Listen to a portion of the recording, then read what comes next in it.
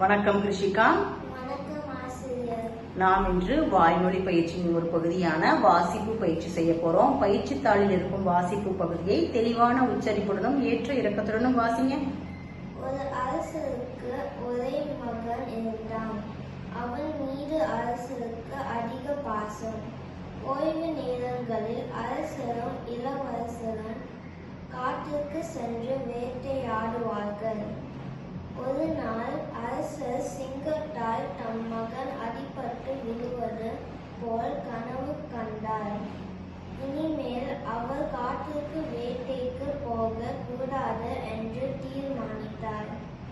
அரசர் தனியாக ஒரு மாளிகை கட்டி அதில் இளவரசன் தங்குவதற்கு ஏற்பாடு செய்தார்.